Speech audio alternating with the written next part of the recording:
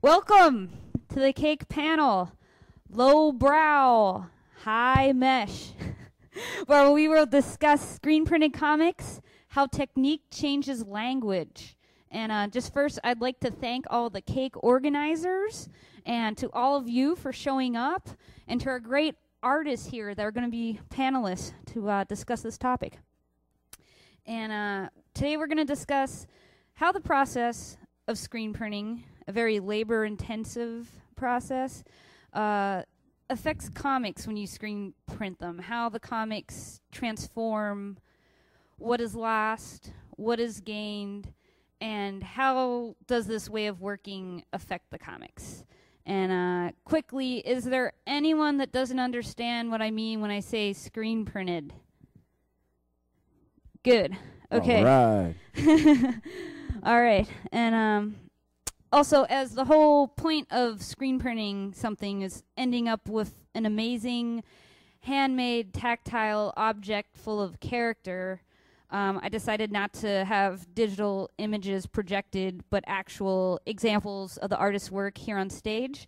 And towards the last part of the discussion, I'm going to invite you guys to come check it out if you haven't so already. And without further ado, let me introduce you to the panelists. We have Toye of Carmel, New York. He's an amazing comic artist who screen prints a lot of his work in covers. He uses fantasy characters to explore our world and is a texture master.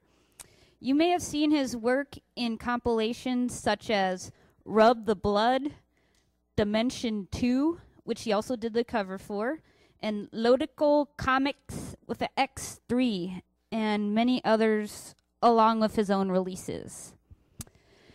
Second, we have Jen Tong, a resident of Brooklyn, New York, who makes prints and handmade books, including Find My Light, Hot Plus Cold, Rainbow and I, and Pink Lemonade.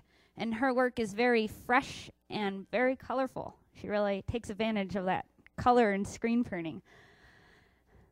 Next, we have Keith Herzik, a Chicago-based artist and musician. And I first became aware of Keith's work through his character of Gossip Wolf. You may have seen that in the Chicago Reader. But he's also well known for his rock posters and drawings in alternative papers and zines. He manages to keep his style nice and loose and raw and taps into his inner teenager. And lastly, we have the lovely Sanya Glisic, who also resides here in Chicago. She is an illustrator and printmaker. Her work is extremely well crafted and designed in a classic sense, yet also bizarre and twisted. How we all like it.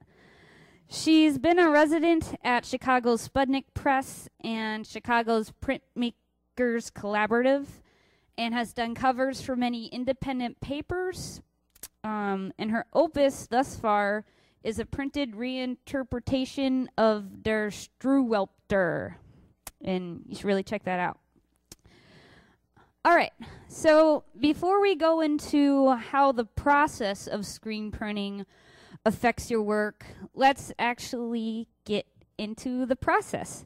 So if you would each please give a description of your setup, where you print, how you do exposures, registration, just your basic printing process. And we can just go down the line, starting a few top. Well, I live at like my parents' house still, and so my brother and I kind of set up what we have just around the house. So, like the exposure unit we have is like in one room, and then the washroom is in like the boiler room, and then where we actually print is in a shed in our backyard. And so it's just like running around the house with screens and like trying not to expose them beforehand. And so our exposure unit's like a glass table, a picnic table, and we just put the screen down and we put a blanket on it and put a piece of wood that fits within the wooden screen. and then we put a crate of magazines on it, and we have like construction lights under that, and we do it for about 3 minutes, because we use this SEX wax from Performance Screen Supply. That's the only thing I've ever used. So I don't know. I didn't like learn printing at school. My brother kind of taught himself how to do it, and then he taught me. So I still like don't know what I'm doing like half the time.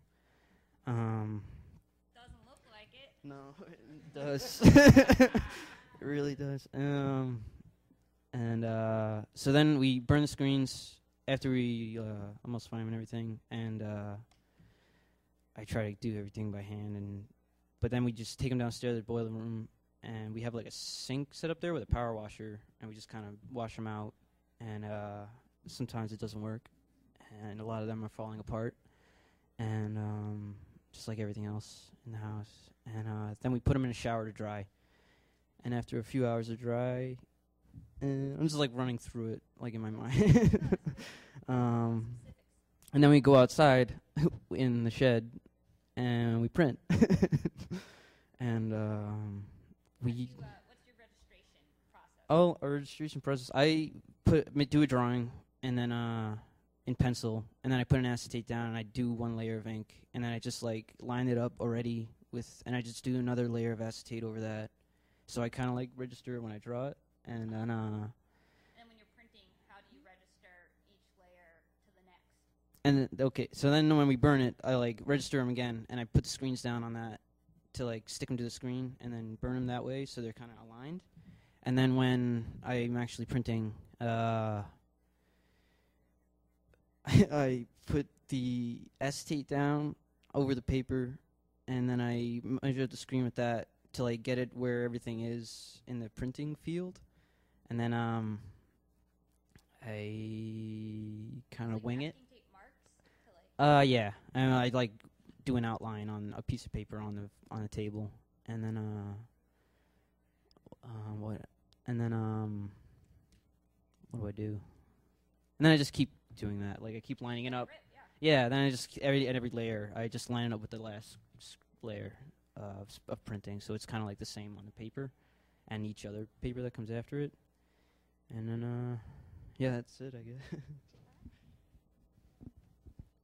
I also feel like I don't really know what I'm doing a lot of the time. It's easy to, like, for that to happen because there's so much involved in screen printing that even, like, I've been printing for 6 years, and even now there's still, like, new tricks to learn, like, with every sort of process.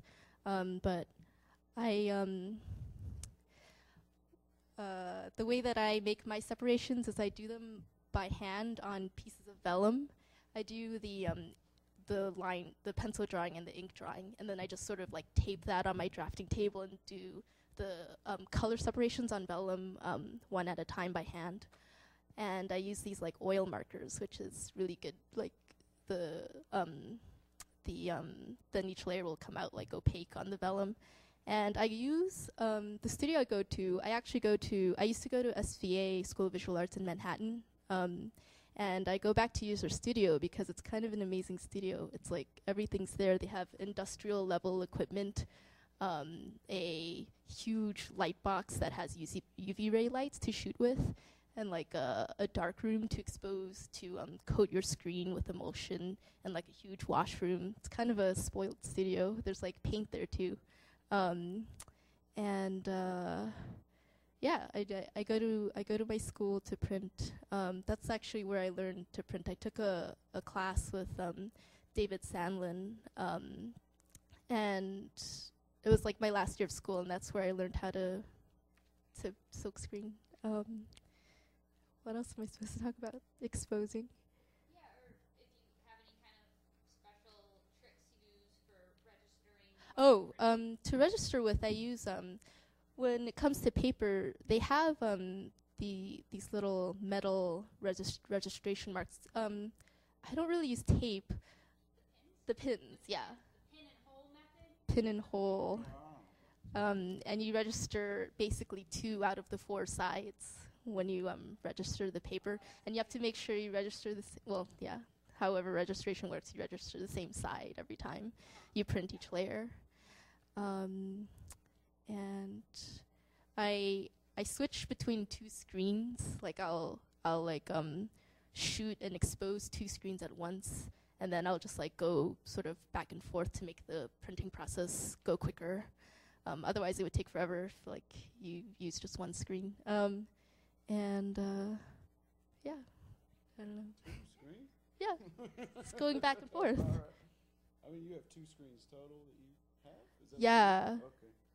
I do like all my layers. I like to have each one on a screen, all ready to go. Oh, yeah. So yeah, it's good. Everyone's different. Yeah. I thought you were video phone. Oh. Yeah. I've done it in a number of environments as well. I was trained at a university, and we used very professional equipment, you know, like, the bright lights, the vacuums, things like that. Now it's kind of evolved into my carpeted basement apartment, and I have a cardboard box filled with the probably the same construction lights you have. It's 500 watt halogen, pretty standard people's punk rock screen printing setup. Piece of glass I found in an alleyway about the size of the glass in that window right there. Don't look at the bright light. And then like 18 by 24 size is probably the biggest I get. And I haven't done that in a while because now, like I said, I'm in a carpeted apartment. I hope my landlady in here. And I'm very clean about it, though. And so that's why everything's kind of evolved into like kind of 8.5 by 11. This is an 8.5 by 11 piece of paper folded up. So 8.5 by 11 I love. 11 by 17 I love as well. I registered. Bigger is harder. How is it? Oh, it gets harder as the paper gets bigger. Yeah. It gets a lot wetter, too. I love thinking of when you're running around with a piece of paper and you're like, man, this paper is wet.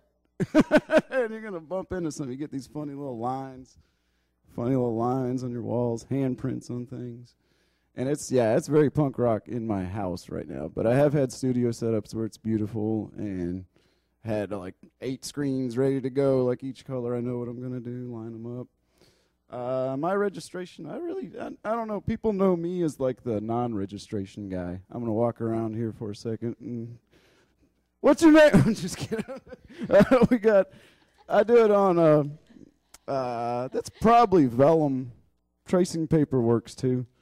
And black ink. Some markers work a little bit better than others. There's ones, you can find ink in the art stores that say Rapidiograph for film. It's a pretty good guarantee that's going to work. And about the same setup as my buddy over here. 3 minutes, 5 minutes. Yeah. I use QTX is the brand I use. It's a real forgiving brand. So, yeah. And another, hey, if any of y'all are aspiring and looking for tricks here tonight, you can coat your screen, put it in the dark, and then right before you're about to burn it, if you're like chintzy about your weight on top and all that kind of stuff, a number of things can go wrong, as we've already mentioned here, but try and use that to your advantage. You can take a hairdryer and air it out ahead of time right before you burn it, and that'll get all the water out, and you'll get a lot sharper image. That's, I don't know. If you wind up looking at my body of work, you'll see a lot of little screw-ups, and I kind of just accept it. If it's something super special, then yeah, nice paper or printing somebody else's thing, you really want to sober up and do a good job. So, and the registration method I use too is razor cut edges for the most part with like a piece of blue tape here and a piece of blue tape there, and kind of gunning on there. Aim to that. Does that make any damn sense? Yes. All right. And Sanya? Thanks. I guess I started printing. They didn't offer screen printing when I was in college. So when I moved out to Chicago in 2007, I really wanted to try screen printing, and so I Googled screen printing in Chicago, and I don't think it was as popular at that time. And Angie Leonard, who's actually in the crowd right now, right there, get up! Oh my God!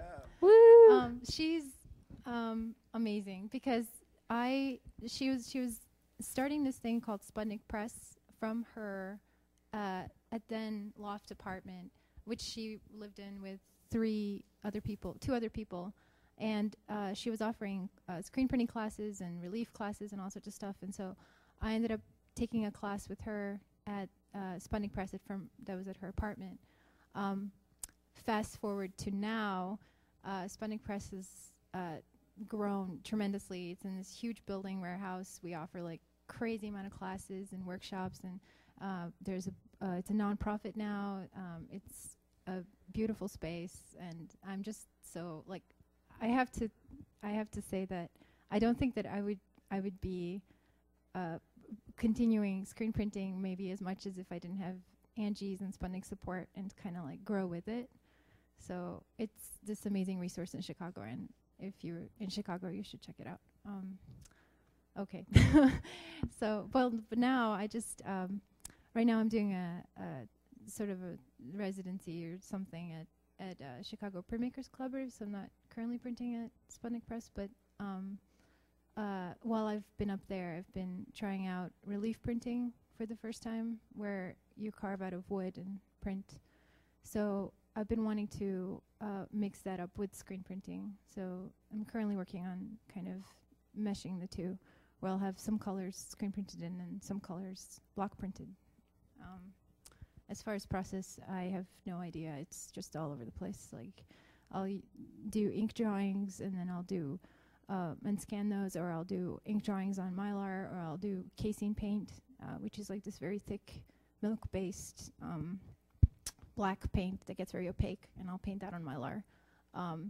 So I just like playing around with stuff, even though I think that came later. First, I really wanted to just get very, very good at one thing, and then kind of start exploring. So I'm in the exploring stage now, but yeah, I don't know. Ooh. Good job. Thanks. Okay, so we at Cake have noticed that a lot of special things happen to comics or comic-like work when it's screen printed. And some generalizations are there'll be less text and a shift more to a visual-driven story, less plot-driven experience, and it becomes more of a cross between a comic and an artist's book.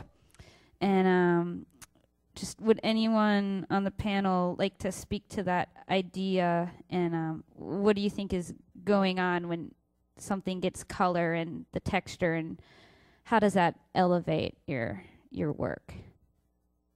Oh, man.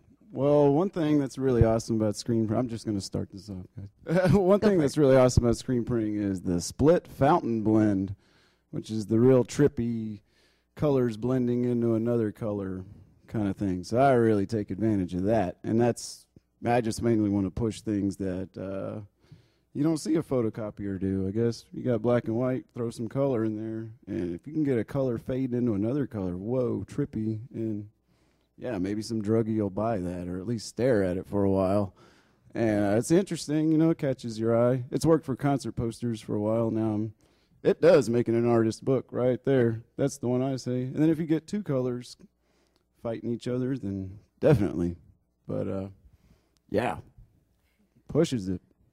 Yeah, and I guess when I kind of came up with that question, I was thinking a lot of your work, Jen, and how it just seems with adding the color, you can push the story forward in a different way than if you just had black on paper. Yeah, the color in my work definitely is a huge part of the stories that I tell, as you can see. And I also recently started printing gradient, like recently as in the past couple of months, and now I'm just obsessed with it. The gradient color, the thing that you explained where one color blends in with another. Yes. Or you could get more for your juice. You can create a third color with two colors. Is that what you mean? Like, the one that you just held up has like a gradient navy to tan, but it's so transparent that it makes like, the purple and like another kind of orange and just a lot of new layers of coloring I guess. So yeah, the gradient thing is really awesome. I've only recently, this past 6 years, I've only been starting to print gradient this past couple months. I know. It's not gonna bite. Yeah, rainbow rolls. I exploit those a lot. Yeah, and also I think in Tom's work here, I thought he totally changed up all his ink colors, but he was just printing on a different color paper. So that's another thing you can throw in there to kind of get more bang for your buck with your colors and more variation. Let's see here. It definitely makes the book a lot shorter. Like, because I mean, I did one ink photocopied book, and that one's like 50 pages. And then I started making another one, and then my brother came in and he was like, "Why don't you just screen print the whole thing?" And I was like, that's real hard. And yeah, so this one's only like 7 pages, and but it's like each page is like 3 colors, so it's like kind of nuts. And I'm like currently trying to reprint this one, and I was trying to get it reprinted for this cake, and it didn't happen because like the inside covers alone is 10 layers, so it's like but then I mean this one's 24, but it's like half the size of the other books, and it's only 2 colors each page. So I mean, it like depends what you want to do. I think I'm just gonna like screen print all my books from now on. But I don't like. I've never known why you can't just make like Marvel comics types things and screen print it too. I don't know. Like it's just kind of a printing process, for me. And it's kind of cheaper too, because Xeroxes they run up there, especially when it's 11 by 17. Like it gets into like hundreds of dollars. So. Yeah, it just depends on like how you want to do it, I guess, and how long you want to take on something. But I mean, yeah, like this took 6 months. This one, or 3, maybe, because I had to like separate it out in the computer because I did it all on ink on page first, and then I had to do the acetates. So I had to like separate the layers in Photoshop, and I had to learn how to use Photoshop doing that. So it like took forever. So. Yeah, well, that kind of leads into the next topic I had, and that's this screen printing needs to be very planned out, and the process is several steps removed from just the immediacy of hand and ink on paper that comics usually manifest in, and it's definitely a labor of love that can be a real time suck and resource hole. So why not use the clean mistress? Why not use the clean and somewhat easy technology of digital printing and Photoshop? What opportunities do you feel like screen printing opens for you, or what limitations? And what do you gain or lose through the transformation of screen printing? Man, I kind of fight through both of those, and there's so many times where I'm like, oh man, I got this drawing, I'm going to go get this at Kinko's, I'm going to go make a film, I'm going to go do this, I'm going to go leave the house and do this, and then before you know it, it's an hour later, and I've done it all in my house somehow. Didn't even have to leave. That makes me so happy, not having to go to Kinko's, not having to spend money on something, and just ingenuity. Oh my God, so much ingenuity building some weird little rig for some kind of thing where that part exists, but I got some wood, I got some tape, I got something. I'm not necessarily talking about screen printing at all here, but being able to do it all in your house and have something that you printed and you're looking at. Oh, so the yeah. fun of creating it, the fun of the process. That whole lot of hands-on, tactile going on. Thanks. I guess with screen printing, there's like I think a certain magic that happens when you print. That's the spontaneity of the actual printing. Like even if you plan it out, you still don't know what you're going to get, and you can get very addicted to that magic of it, and it can keep you going through the frustration. Yeah, and I think limiting the colors teaches you a lot about color. And I think before I started screen printing, I didn't know a whole lot about color. But when I had to only work with 3 colors, you really learn quickly how those 3 colors can actually be a blessing in disguise. So yeah, I would say that's it's very addictive, and it's yeah, great. And you also gain like the whole control of the process yourself.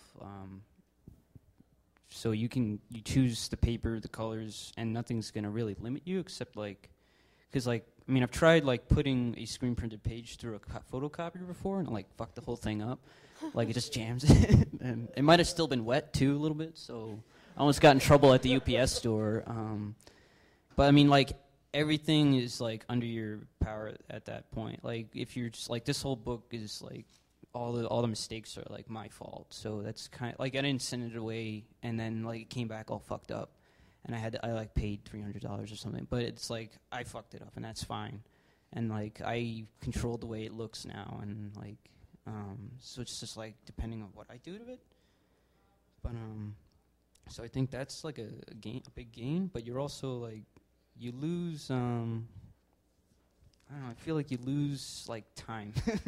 A lot of time, so it's just like taking longer to make stuff. I was just gonna say, like, when you say you lose time, do you think that that's sort of like the fact that it slows you down so much that it's a good thing? Yeah, I think so. Then, like you're also getting like, remember who's that guy? Fellini. He was talking about like you need to be distracted to like make good art a lot of times. So I think like having all that time to think about, like, because when you're making the acetates, I'm kind of thinking of like what color each one's gonna be and like planning it out as I'm doing it, and I think it's good. And then when I finally get to print it, it's like completely different, like what I want to do. So yeah, and then I just like mess it up anyway because it's like the completely wrong color and I want to clean the screen out. So. Yeah. And again, you become like so familiar with your image. Yeah. You might see it like 100 times in 4 different stages. So that's another plus.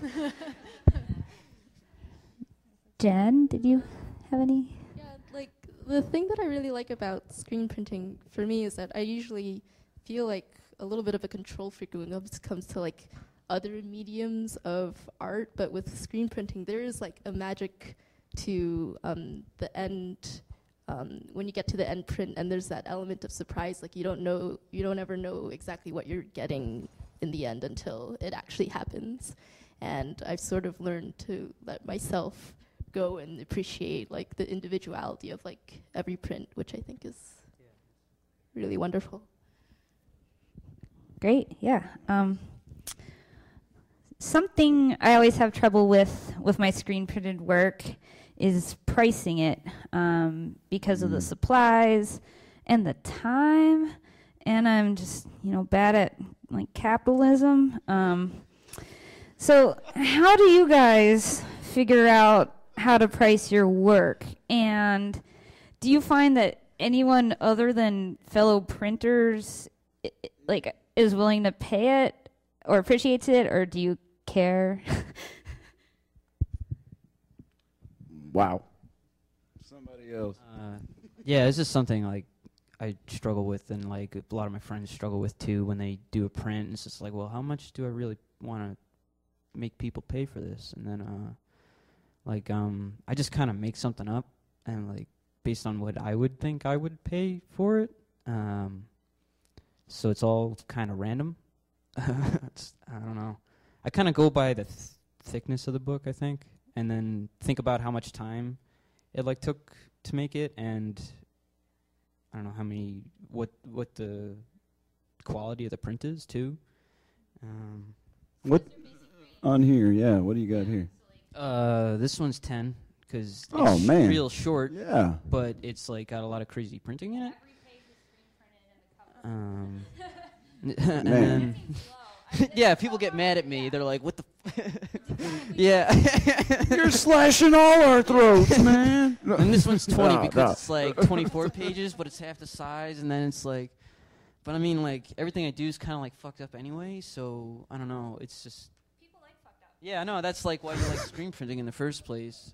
Yeah. That's why it's not digital. Yeah. So there's like the human element, but I mean, then I'd rather people have it than like I got paid $50 for it. So. There's that. So I like try to think about keeping it affordable while thinking about what people value as like something they pay for. Like, I mean, most people would probably just think it's a comic book. I'm not gonna pay $30. Yeah, people that don't print, Yeah. they don't get it. So I don't know. You just try to think about who's buying what and how much you want to be, how you value it. But yeah, it's like I'd rather people just have it rather than I get rich off it, you know. But I still don't want to like get paid peanuts for it. Yeah. Because it like this one took me half a year is gone because of that thing.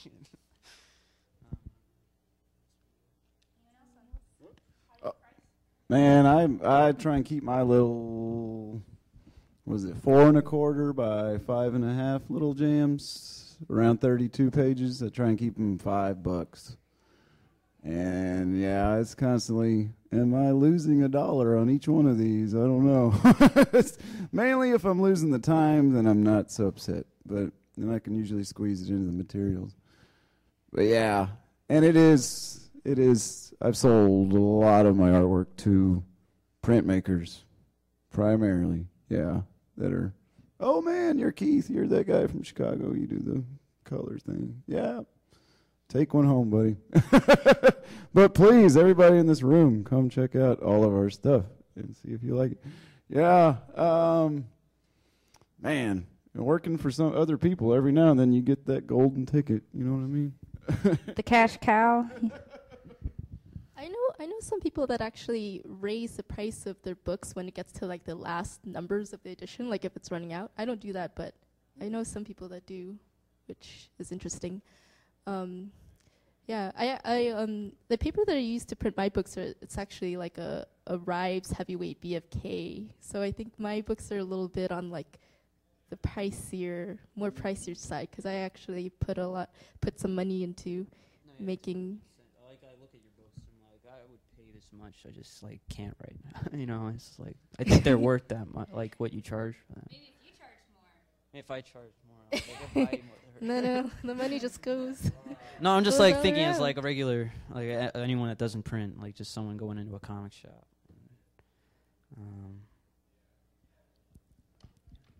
But also the prints that I make, a lot of the prints I've been making lately have been going to gallery exhibitions, so they're definitely like way more there than what you'd find at a comic festival at a table. Like I sell them for a lot less, like at a festival. But yeah, you're always thinking about your audience, basically, like how much you're gonna price depending on like, who you're trying to sell to, I guess. Well, yeah, that really ties into my next topic, which kind of speaks to the title of the panel. In case you forgot, that was low-brow, high mesh. And that the high mesh thing is about the mesh of the screen. Depending on the threads per inch, you can get more detail with more threads. Or sometimes you might want to print something with a lower thread count to kind of make it a little fuzzier, little looser. But yeah, so it's funny that, you know, as a just screen printed comic, something is valued less than just a screen print on its own, because a lot more work goes into an entire comic. Staples a lot of the time, yeah. Folding, cutting. Yeah, and so on one hand, the screen printed comic is very DIY, but by making a print, it's also kind of elevated into the fine arts context, and often ending up looking like a art print or artist book. And so I guess we already talked about it a little bit, but how do you view your work? Is it more comics or more fine art, or do you wish it was more fine art so you could make more money from it to actually pay yourselves for all the work you do? Or how do you guys feel about this? Man, frustrated comic book writer guy right here. But so it's a lot of half ideas going somewhere, and then do one of my color fades, and you got a new scene. So it kind of works to my advantage. But yeah, it's more a fine art thing, I would say, but in a lowbrow package, I feel. I would also, man, if I was rich, crazy, and eccentric, I would make this stuff and do like Jack Chick people, little religious jams, and leave them at video arcades or something. Like, convert people, man. Go find them. I don't know. Turn them on to some freaky thing. There's at least something hidden. But get this out of my hand. Who wants it?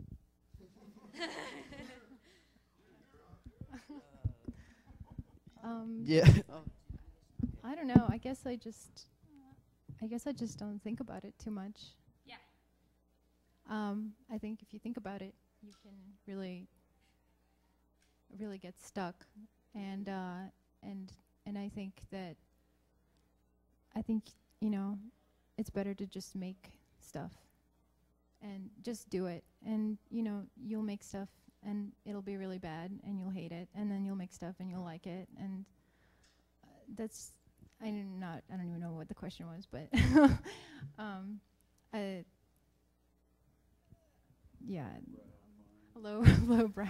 The low brow versus the high art, and how I mean, I guess more than ever now, really, this screen printed thing and comics are more in the high art realm than they've ever been, and different comics groups taking part in biennials and whatnot, and art crumbs shown at fancy museums. So I guess we should just be glad that it's getting the attention that it is. Yeah, but I mean, I think it does create like it's hard to place things now. Everything's like, if things are sometimes in a museum, sometimes not, and sometimes this price online, sometimes this price in a gallery, but then also being sold. Like, it's very confusing, and it's hard, I think, to balance all those worlds and try to be true to what you want to make, but still make a living and justify that. And so I think probably the best thing to do is just not compare yourself too much. Put your head down and soldier on. Yeah. Yeah. I think so. Yeah, good advice. Tom, did you have anything to add to that? Like, I hope that one day, like, mine can sit next to, like, whatever Marvel's putting out now, or, like, what it can sit in a gallery, too, at the same time. I don't know, I just think it should be, like, who cares? Just as long as it's, like, it's like, I don't know. It's like, because, I mean, Jack Kirby stuff's getting, like, more recognition now than I think it ever had been. And, like, his old drawings and stuff are amazing, and they were in, like, 30-cent cereal, like, comic books back in the day, and, like, those would never get put in, like, a gallery or anything, unless it's, like, in the future and they unearthed them again, and, like, it's, I don't know. In a Space Dome gallery. I hope so. Yeah.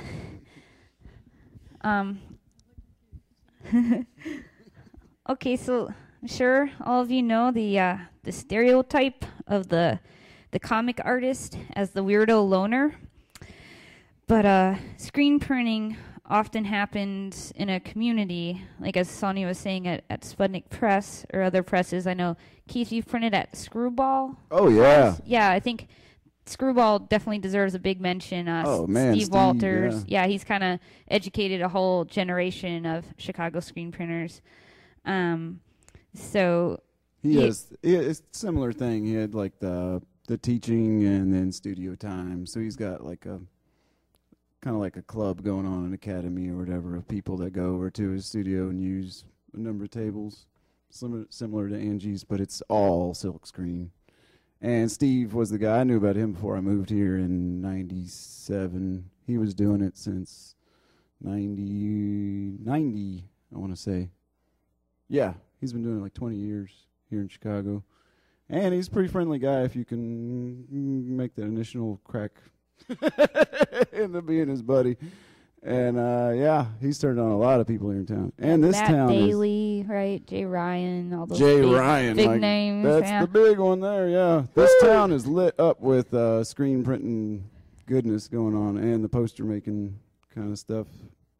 I talked to Steve here and there and a few other guys. I'm kind of out of it lately, so don't ask me who the big guys are. So you're in your loner wolf phase. I'm a loner guy, yeah. I got a gorgeous girlfriend, though.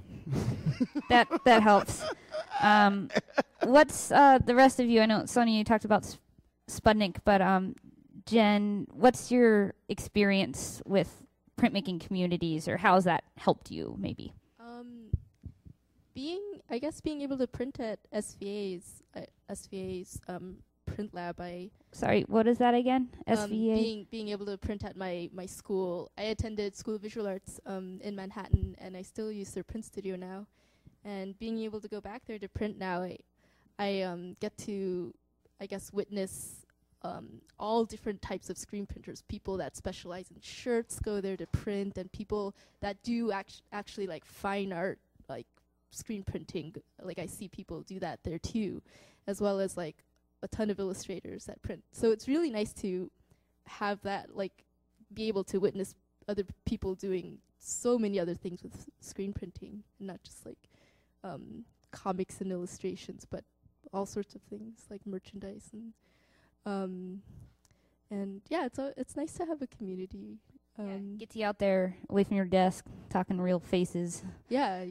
Like when I'm working on my separations, I am doing the loner thing in my desk. I mean, I only recently moved into a shared workspace, but for a really long time, I was working like by myself. But then when I get to print, and I only spend like a few days, maybe 1 week to print like an entire project, then yeah, it's a really good thing to be around. Do you have any?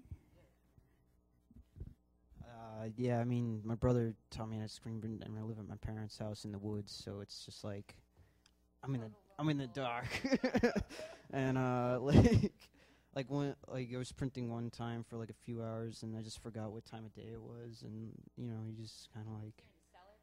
No, I'm in the shed in the backyard where like no light gets in, and like just like playing music, so I just don't even hear anything outside. It's like a complete cut off.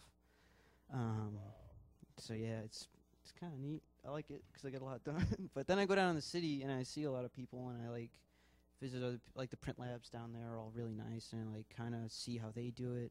Like I remember going back to school, like visiting friends at school and seeing those print, like the print labs there, and they did it like completely different. I was like, whoa, what's going on here? And it's like kind of strange to witness, but I like got better ideas from it, like process ideas. So it's like good to go out, but also like really being shut in and like cut off from like everything else. So even if you're not in a collective studio space, you still have the community of printmakers to look to and influence you and share your work with. And yeah, I screen print just at my house with a pretty basic setup, but I got a lot of help and advice from, I went to school and studied printmaking, but also from the ladies at the Dirt Palace in Providence, Rhode Island. That's kind of how I kind of became friends with some of them. So it can really lead to a lot of good relationships. You got a common thing to talk about, and you can talk a lot about the process. See, yeah, nonstop. That's been one of the funnest things. Yeah, this thing's great. We got 15 minutes left, but this thing's been great. Just walking around talking to all of y'all. Thanks for everybody here. If you're a exhibitor or just a fan or what, thank you for coming and supporting this and making it. Yeah, like I feel like I'm getting something out of this. Great. Yeah. That's great. And yeah, like you said, you went to school here, or you printed with those people? No, I went to the school, the Art Institute of Chicago, and did printmaking there. And I was actually going to leave the school. I was like, fuck this place. And then started getting involved with printmaking and found a real community. We were called the Print Rats, and we were just, always the only ones there late at night because you had to be there. You couldn't go home and use the lithostone, Right. And then I felt like I was getting a lot from that experience and stayed. And now, I do lots of other things, but screen printing is still kind of my main practice. I guess the last 10 minutes are going to open up for questioning, and everyone can come look at the stuff. So start thinking of your questions. Real quick, last question for the panelist. It's kind of what we were leading into. Exactly. There is a great legacy of screen printing comic-ish art communities, and often screen printing brings the community together, and like through rock posters and flyers and all kinds of ways it can bring it together outside of just the actual printing community. And some groups that have really inspired me have been the Harry Who out of Chicago, with members such as Carl Wirsum, who's downstairs right now. I don't know why you're here. Maybe he's gone already. And the Fort Thunder Force Field, amazing creative vortex out of Providence, like Brian Chippendale and Matt Brinkman. And what groups or printmakers have inspired you, panelists? I'll start one more time. Those two for sure. Harry Who. Oh, yeah. That was one. And then meeting the Fort Thunder guys. I had the pleasure to go out to Fort Thunder before and see all this. Oh, my God. It was like somebody throwing a bucket of LSD on you. And then like, hey, go roll around in this neon paint with some toys that we found. It was a freak fest, man. And those guys were just living it up. And it was great. There's a few others. I've met some others in Berlin. They were called Bongu. Now they're called Resurgo. And they are very fine arty with their books and stuff. I got a library there. I've been in a number of their things too. And they're a couple, a Frenchman and a Swede, Milu and Anna. They probably have a whole team now though. They were kind of following the, I can't speak for them, but there's also the Les Derniers Cris. Is that how you say it? Yeah. Les Derniers Cris. Paquito. You ever met Paquito? No. Yeah, just Paquito. He's a big guy. Yeah, that's another one, man, where it's like, if you thought the Fort Thunder shit was weird, they had a little bit of porno into it too, with maybe like some kind of conspiracy thing, and almost always a swastika and a Star of David going on and all this stuff. And you're like, well, is it offensive when it offends absolutely everyone? It's like kind of tips right back into like, well, no. I think, yes. Yeah.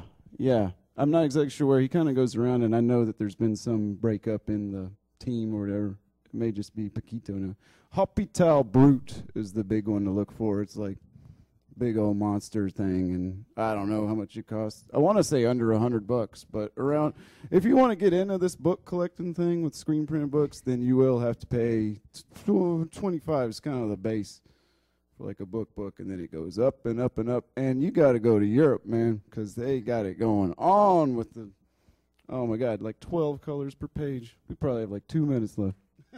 Well, the Dernier Cree's cool too because they put out a lot of other people's like. There you go. Too. Like, yeah. So you see a lot of ours, like Gary Panner and like the Fort Thunder guys have done stuff for them, and so it's a lot of people I've like never even heard of otherwise. Yeah. So. Like they're in an institution somewhere or something. Really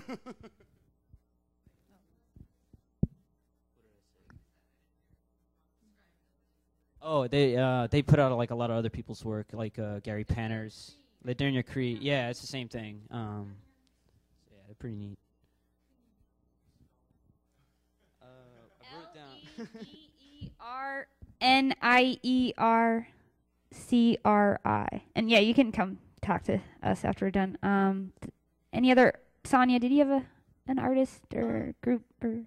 I guess I moved out to Chicago and I didn't take screen printing before that, so, this was after college, so it was like stuff I saw at Quimby's and posters and stuff I saw at Sputnik too, and like, I don't know, it just got me excited, and yeah, but a lot of it is the stuff that you mentioned too, like the Harry Who and Gary Panter and stuff like that. Yeah. Cool, great. So any question from the audience? And also at the same time, feel free to come up here. We can get kind of comfortable and you can look at the stuff that we've been talking about. Any questions? Yes. So the question is, are you satisfied just by screen printing, or do you have other practices that you incorporate into your artistic folder? No, I think I think screen printing is just one. That's the thing. It's just like it's just one part for me. Yeah, I think it comes back to drawing for me, and I love drawing and then illustrating and doing things like that. So no, I don't put all my eggs in the screen printing basket. Yeah, if anybody else does, but Yeah, I mean, Lately I've been doing a screen print and then throw some pencil drawing on there, and then that's my fine art. I got a show at 1800 North Milwaukee Avenue at Oh No Doom Gallery. Y'all need to go check that out and see what I'm talking about. I also screen print little backs for little three-dimensional little blobs, and then I put them in a package, and it looks just like a G.I. Joe that you'd buy at Walgreens, man. But it's a fine art thing as well, and man, those G.I. Joes cost $11 nowadays, so $30, come on, give it to me. You can afford it, it'll look great in your bathroom. There are other sorts of mediums that I do miss, because I used to do a lot of oil paintings, and I also do black and white comics, also inking, and all of those other techniques go into like my screen printing. All the projects I'm tackling now happens to be all screen printing, but yeah, like when I did used to paint, that definitely informs how I use my color in screen printing now. So I'll crossover, I guess, like from other techniques or other things. Any other questions? Yes, Aaron.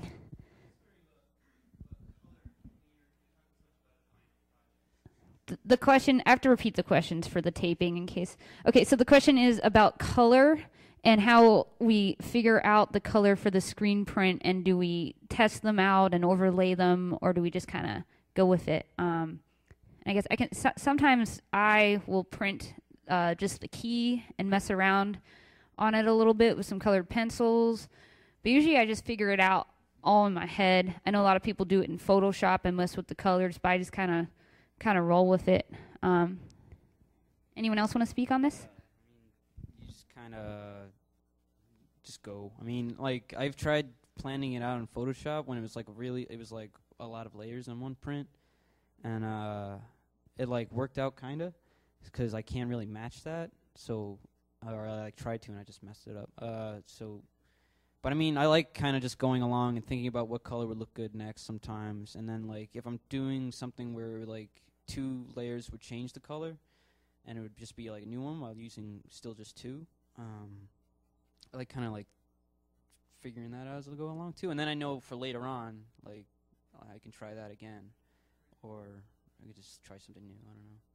Sometimes I'll change the color as I'm printing if it's not working. Just like, all right, now I'll need some brown, because it's not, or it's too dark. And when I'm doing my separations, I'll think about like a darker color and a lighter color, and maybe a hot color and a cool color, and kind of use that to make the drawing do better. a lot of adjusting while I'm printing.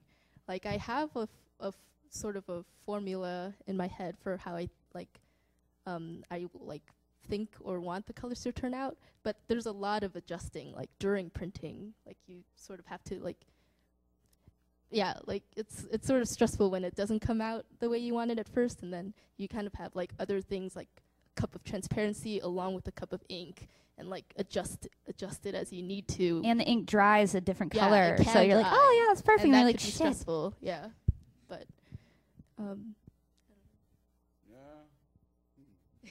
A lot of the time, if I don't like something too, I'll wake up the next morning and be like, oh, it's not bad. So it's like kind of works out anyway. I got 500 of them. Yeah. Whoa. Any other questions? We got just under 5 minutes left, so.